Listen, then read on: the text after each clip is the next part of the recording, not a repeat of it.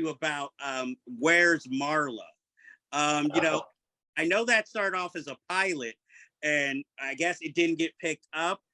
What made you decide, you know what, I'm going to make this into a full feature and just put it out there? And oh, I'm glad you brought it up. Marlo is I've decided is my favorite. It's the best thing I've ever done. It was a pilot that John Mankiewicz and I sold to ABC. We were stunned that they bought we actually went in there pitching them a different idea that they totally weren't going for. And at the end of the meeting, we'd already told somebody about Marlo, and they'd all said, "Don't tell anyone about that. That's just a horrible idea." So we happened to mention it at the end of the meeting, and the ABC guy, Stu Blumberg, says, "Oh, I love that.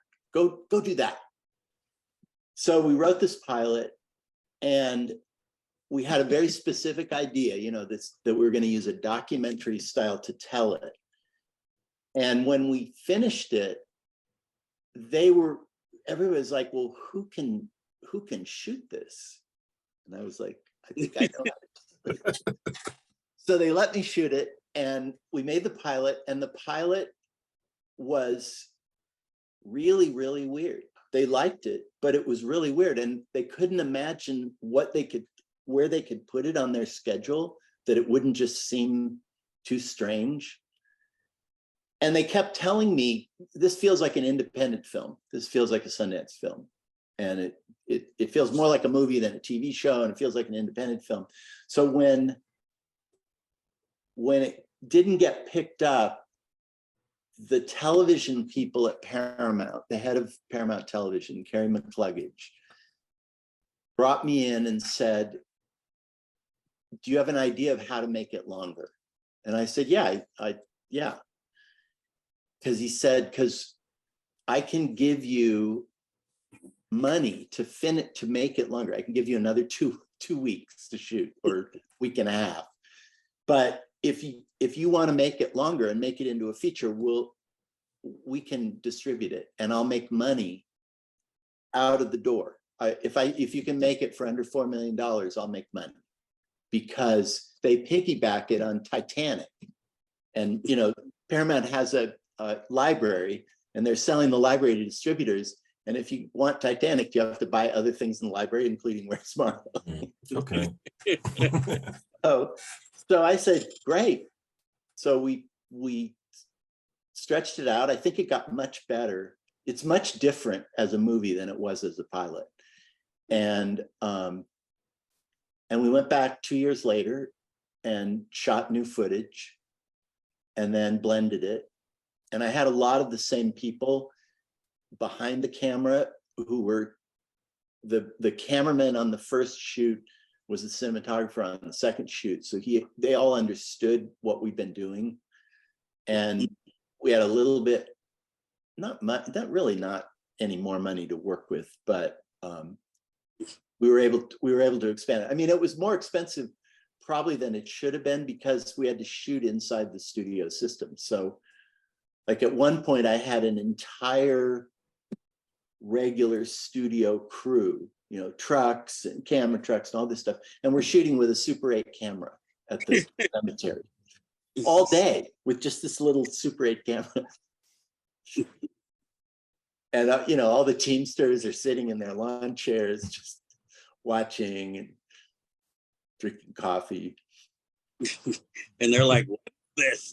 You know? But it was, I have to tell you, it was so much fun. I had put off trying to direct for a long time because I didn't think I had the personality for it, but I really, really enjoyed it. And it was as close to writing a novel as you can get in movies, because you have control over so much of how the movie comes together, and what it was really fun. Would you call it maybe not necessarily autobiographical, but maybe your most personal project that you've made? Yes, I would say it's most reflective of the way that I like to break the formulas. Okay. when we were talking about, thrillers as a motor for, I like playing with genres, and I'm not afraid of them, but I also don't like to be a slave to them.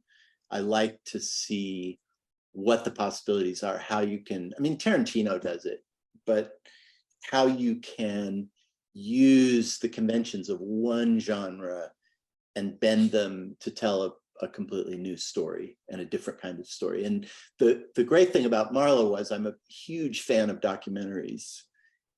And I was trying to find a new way to do the private eye shtick of first person.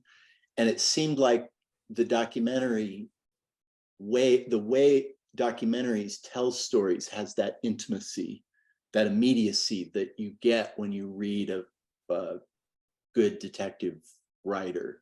So it was a way to play with those things. And then I was lucky because the cinematographer had shot some documentaries, so he really understood how to make it feel like one. And we used 16 millimeter camera rather than, we used the kinds of cameras that documentaries were using. So it's a little bit grainier, it's a little bit more flexible. And we used the lenses that they use, and we positioned the camera in a way that you would in a documentary for a scene, rather than the way you would if you were shooting a more conventional piece. At one point, for example, if you're shooting someone at a desk and there's a lamp in the way, in a documentary, you can't take the lamp out so that you can get that close up when you zoom in.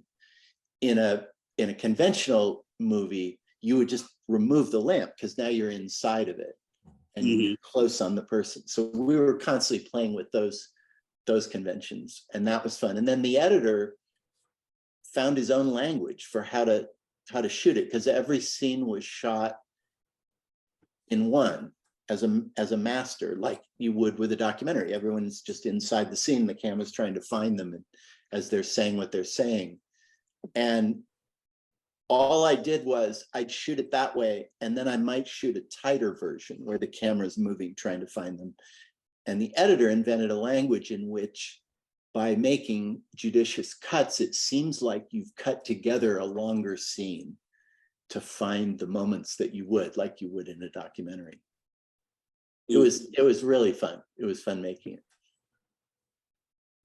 Yeah, so I have a couple of technical questions for you as a writer. So when you're writing like an original screenplay, what's the process from going from that first draft to where you say, okay, I think this is it. This is either like the second to last draft, and you're about to take this to a studio to pitch. Like, when do you feel comfortable after you've done all the rewrites? Yeah, that's a really good question. I never quite know. I have some trusted readers who I give it to see if it's working, and I'll get notes from them. I tend to write in a way where when I'm finished with the first draft, I've been through it a bunch of times on the way, because I rewrite as I go. But I never really know. I have to kind of please myself, and I'm often wrong. Sometimes I'll think I've written something that's brilliant and everyone can see it, and I'll hand it in and no one will like it. And sometimes I've felt really like it's not quite done yet, and I haven't solved some problems and nobody sees them. So I don't know what that's about. But I also work I tend to outline first. So I'll have figured out the arc of the story. I'm not one of those writers who typically sort of knows where they're going and then starts and then writes and finds it along the way. I tend to do that in outline form. And so by looking at the outline, I can kind of tell that it's working already, and then I'll write it. I don't know if you know of Blake Snyder with the Save the Cat book that he wrote. Yeah, so the whole beat sheet process he has. Are you a firm believer in that, or do you feel like following, like, okay, this action has to happen on page 25, and then we have to get to like the all is lost by like page 60 or 70? Do you believe in that, or do you feel like it just makes any script too conventional, like too Hollywood? Uh, I personally, I'm not a formula guy. I generally don't write anything the same way twice. So I always approach the project in a slightly different way, just to keep it fresh for me. But no, I don't think about that. I had a professor in film school who stressed the importance of the middle of the movie, that something happens, and he used to show us movies and he'd make us watch them from the middle to the end, and then we'd watch the beginning to show how the movie shifts. There's always a shift in the middle. And working in the business, you become aware of certain formulas that networks and studios respond to. They do look for where's the end of act one. They do, I guess they look for the inciting incident. I'm more interested in, I think every scene has to build on the scene before it, and every scene has to be interesting.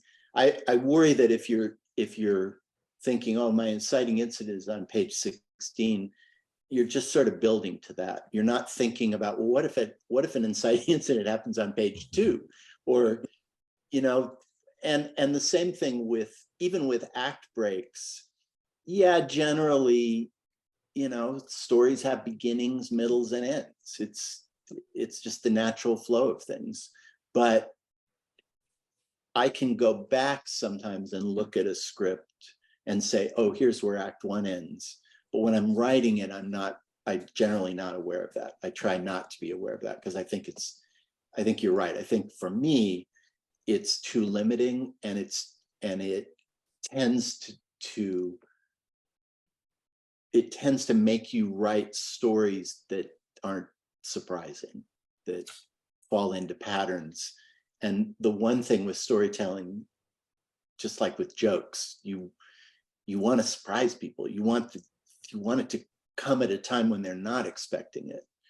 You deliver the things that you get them into a comfortable place, then boom, you hit them with something that they didn't see coming. And the only way to do that is to break pattern. Yeah, it's funny. That's one of the things I kind of like about Pacific Heights, is because you start that movie not on the couple. You start on Michael Keaton, like in bed with Beverly D'Angelo, and then you have these two guys. We don't know anything about them. They come, they kick his ass, and then we don't see these guys again, and we don't understand why it happened. And then later, after he's terrorized Melanie Griffith and Matthew Modine, that's when we start getting more of the backstory and the whole schemes of what he's been doing before, where he's going.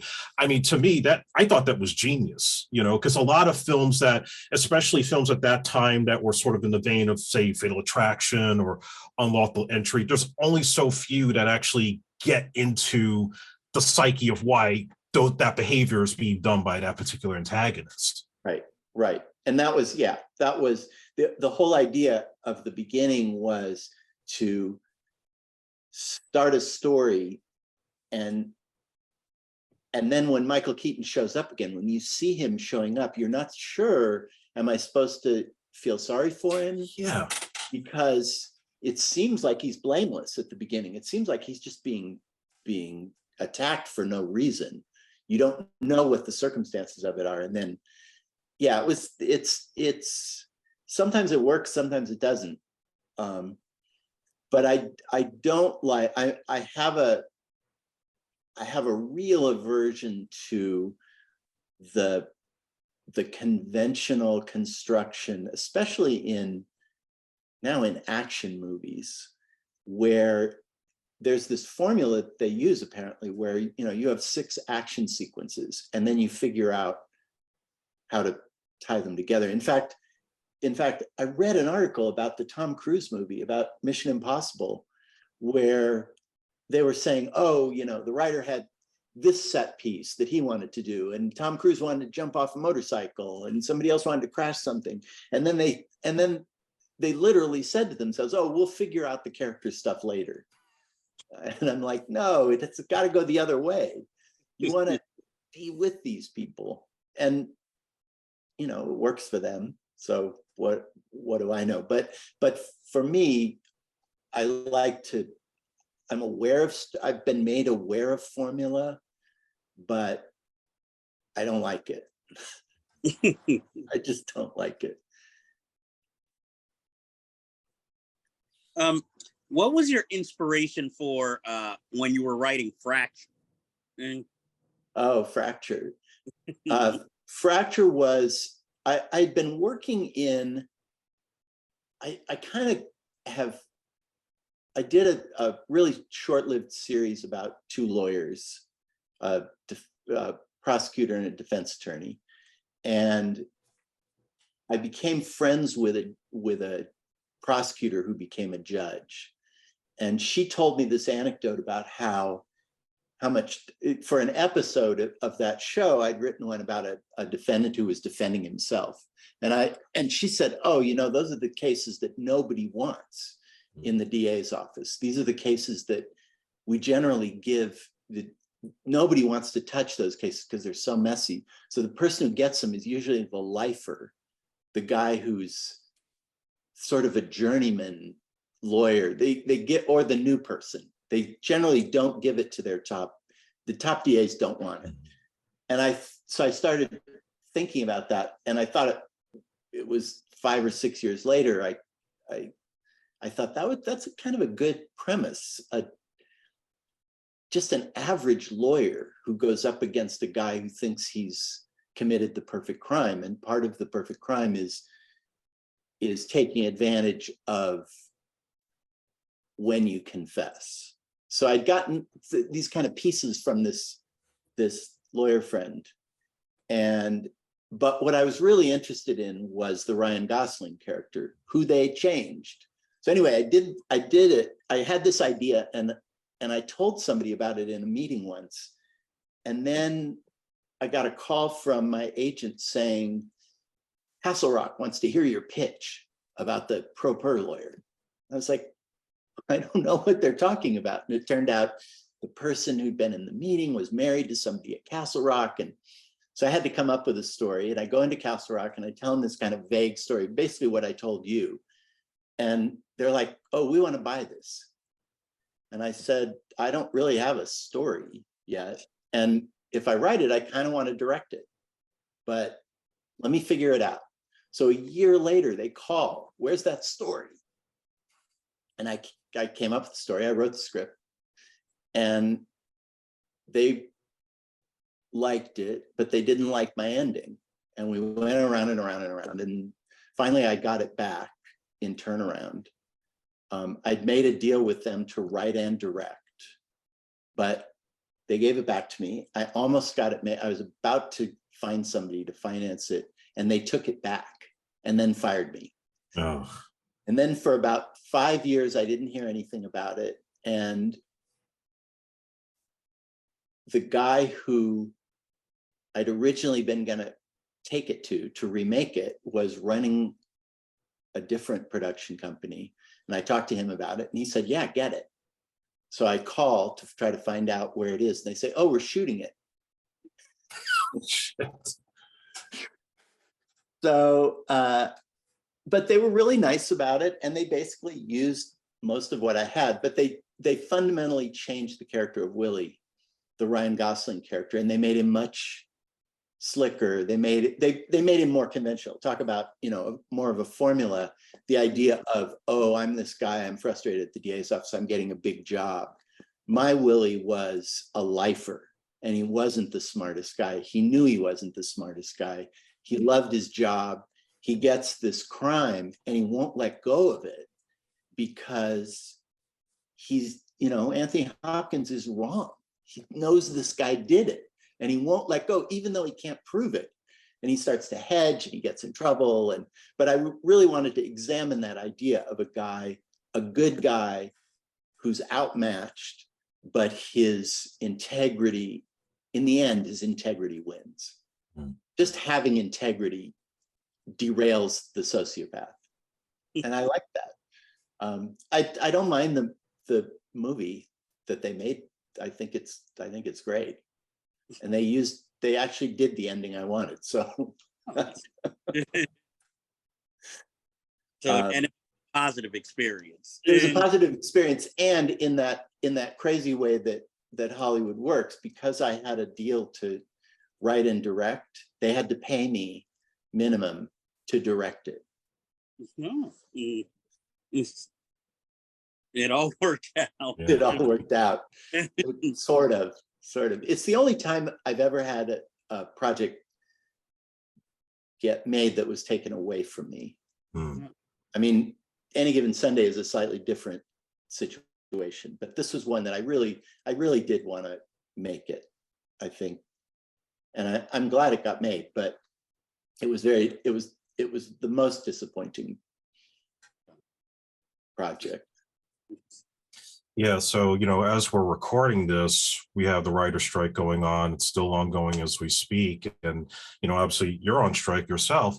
So I guess, what are your feelings with the future of Hollywood and storytelling, and even this idea of writers possibly, or even studios considering ChatGPT to write up an idea that they could just whip up in 5 seconds? Like, how's that gonna, do you feel that that's a threat to what you do for a living? I do. I don't think I mean, I'm on the backside of my career, so I don't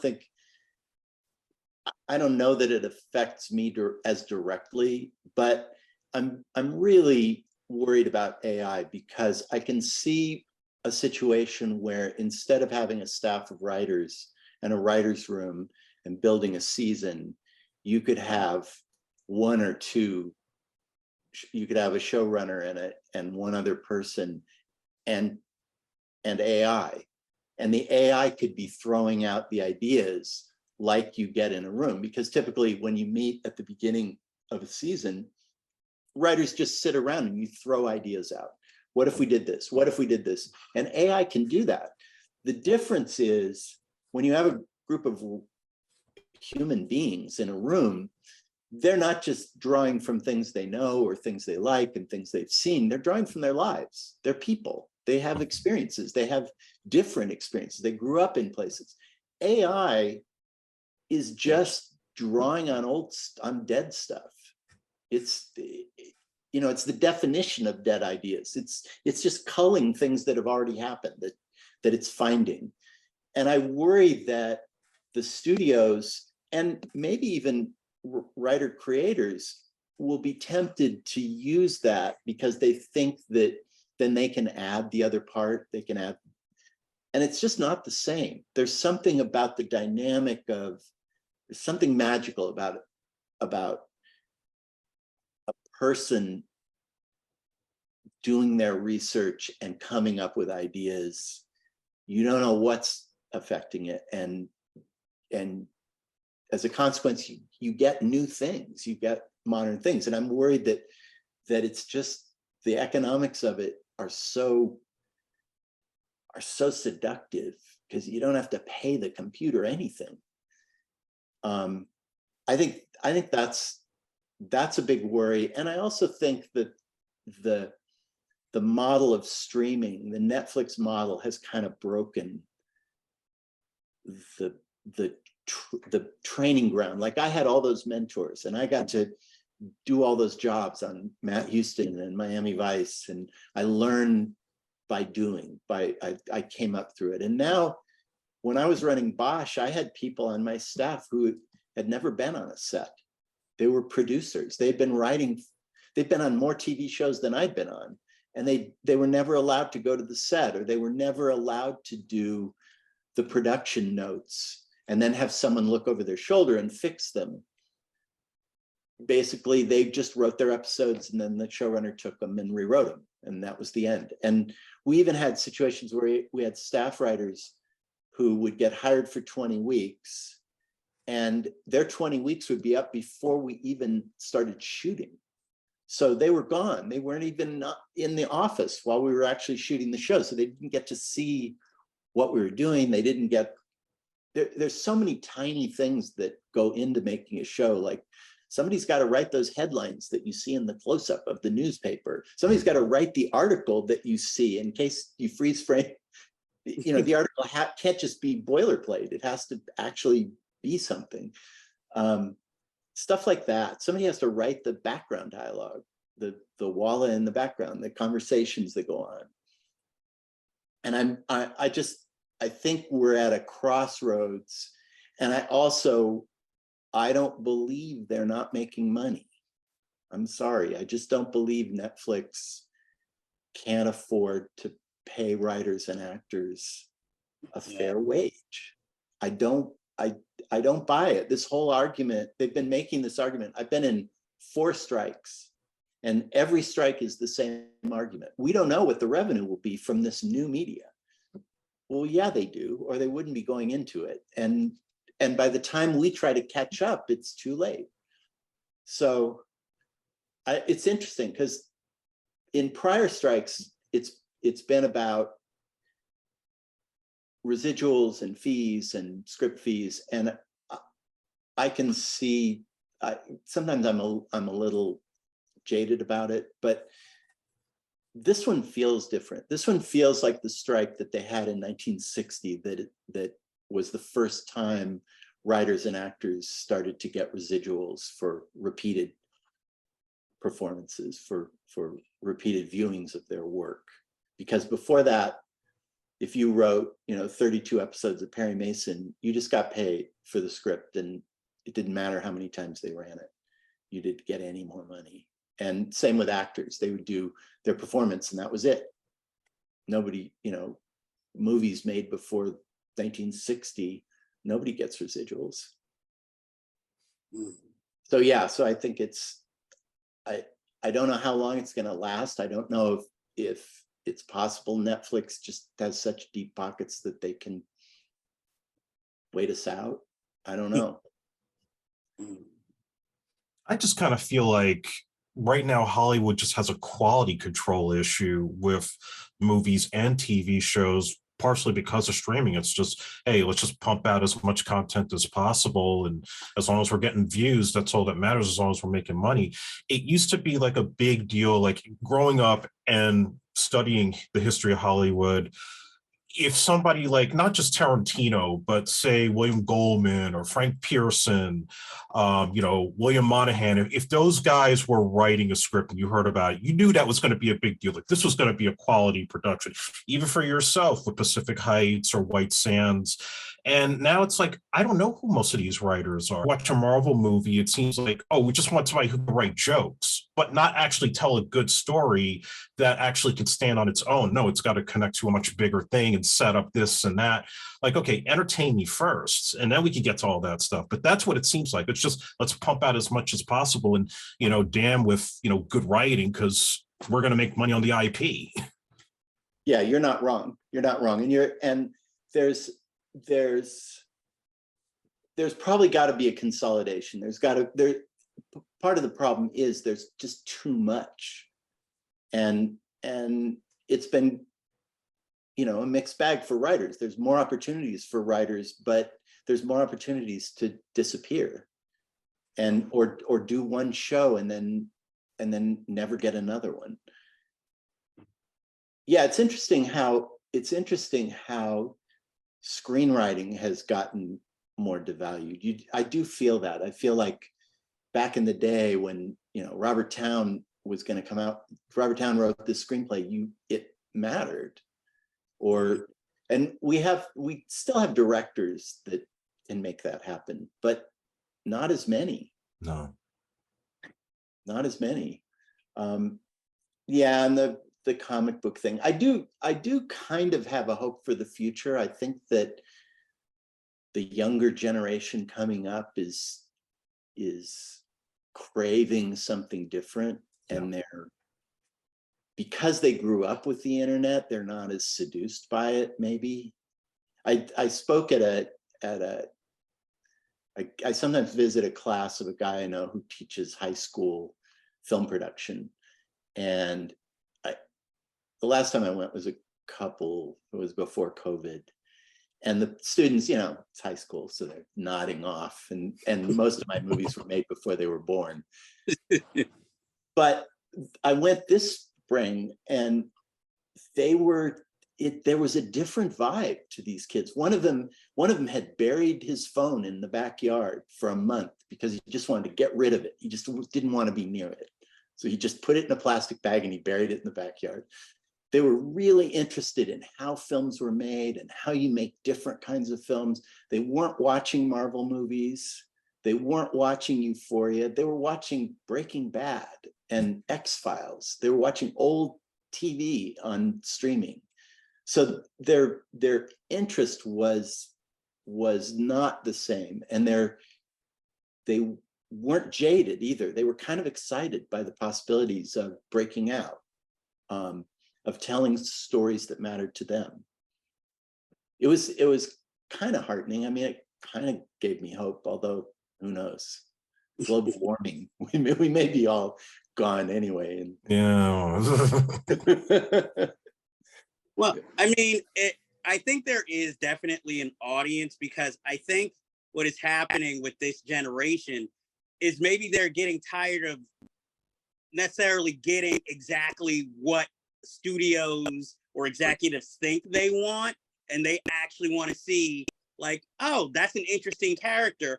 I'd like to see more of that person and their own story, rather than, oh, what plot contrivance do they play into? Because that is something I think is sometimes missing from the modern television shows, is that, like, okay, it doesn't always every week, not every episode has to necessarily keep pushing, let's say, the story forward. Sometimes it's interesting to see how this other character plays into everything. And it might be the one thing that attracts somebody who already has pigeonholed the show to maybe I should explore this show more. I always use the example of, like, the X-Files with the lone gunman, you know, where it has, you know, their monster of the week, but then sometimes there'll be more of a personal or one-off episode where the characters involved, you get to know a little bit more about them. And I think that makes the audience grow closer than just be, oh, she's the skeptic, he's the deep believer. Yeah, maybe. Yeah, I mean, maybe episodic will come back. Because everything tends to flow just when they thought that dramas were dead because sitcoms were ascendant. Sitcoms died and drama came up and X-Files came up. And then just when that was happening, they go back the other way. And I wonder if people sort of crave that. It's the David Milch explained it. It's you watch a TV show and it always begins in a steady state, and then something comes into the world to potentially disrupt it. And it's all about how the people in this nuclear family or this community deal with the new thing and how they react to it. And there's something there's something allegorical about that. There's something natural about that, because that's how we often experience things from day to day. So the tendency of a television show to have this story that never ends is too much like real life, but not like real life, because even in real life, we have little stories that end all the time. So we kind of compress them. And I don't know, maybe episodic will come back. Maybe we'll see a shift back to that kind of storytelling, which, like you, I found it really, it was fun to tell these little stories. It's fun to do the X-Files, to do that kind of story where, you know, every week you're going to get a thing that begins and ends, but at the same time, you're going to get these things that split off from it, that are repeated, that are things that might get resolved or might not. And I'm hoping. So you have a couple of novels, your recent ones, Water Memory and Vital Lies. Tell us more about those books, and also, I guess, you know, the differences in terms of writing a novel versus writing a script. I set out because I set out to write novels when I was young, and then got distracted by this other career that I loved. I kind of went back to novels about 10 years ago or 12 years ago. And I was working on one forever and finally finished it. And I really like it. I do. There's part of me that wishes that was all I ever did and I didn't have to deal with the hassles of Hollywood. But it's been a journey for me. And I think I had to do screenplays to loosen up my writing, if that makes sense, to write fiction, because when I was young and I was writing fiction, I wanted to be Pynchon. And I was really tight, and I was so pretentious and so worried that I didn't sound smart enough, or my stories weren't right, or something. And in movies, nobody really cares what you do in your description. So I could just let loose and do whatever I want. So my screenplays were a place for me to practice. And then when I came back to writing novels, the difficulty was I had learned to write with such concision that I had to open up, and you have to open up the inside of the character, where in the art of dramatic writing is finding a visual way to suggest what someone is thinking. You know that if you go to a close-up here and you've built it right, you know that people will fill in the blank for you and will imagine what that actor is thinking, and the actor will bring a performance to it. And in books, you have to go in there and you have to tell people a little bit about what someone is thinking. The really wild thing was when I started doing them and I would get notes back from book editors, they would tell me the same thing that I was told that I learned in screenplays, which is show, don't tell. And in a screenplay, that means visual. Don't rely on your dialogue and your exposition. You got to build something visually. It's got to be a silent movie. In books, it was the opposite. They were actually wanted you to do the telling that you don't do in film. They want that. They want you to describe what someone's feeling, to get inside of it. And it took me a while to get used to that. It's also taken me a while to find a happy medium between the things I enjoy doing as a filmmaker and the commercial intersect of pop fiction, popular fiction. My books have gotten good reviews, but haven't done very well. And part of the reason they don't do very well is the very thing that I like to do, which is to break genre and to subvert expectations. And in popular fiction, it's a lot about just rewarding those things. You write a vampire film and it has a certain formula to it, and that makes it successful. But I sort of love both. I'm trending towards books, even though I seem to be writing myself out of the business, but I like it. It's as I said, it's the closest thing to directing, to Where's Marlowe, where you can really control things. And the greatest feeling, writing my first movie and going to the premiere, the first time I got back a book and I realized that people were going to read my words exactly the way I wrote them, rather than interpreted by actors and directors and cinematographers. First time I got a book back and I read that first paragraph and I said, wait, that's me. It was a great feeling. It was an amazing feeling. Yeah, so as we wrap up, what advice could you give to a novice writer trying to make it into the business, or just like trying to become just a hobby screenwriter in general? Write, they talk about write what you know. I think write what you love. Write a movie that you want to go see. Because if you want to see it, there will be other people probably who want to see it. Your love of the material will come through. What you really don't want to do is cynically look at it and say, oh, I have to do this because that's what's popular. So I think that's important. It's important to just keep doing it. Writers write, and you can think about it forever, but if you don't sit down with the blank page and start to put words on it, you're never going to know. You don't make the shot that you don't take. And I think a lot of people get caught up in the dream of it and forget that it's, at the end of the day, it doesn't matter whether you're published or not, or whether your movies get made or not. The process of doing them is the same. You sit down and you write them. So I would say that. I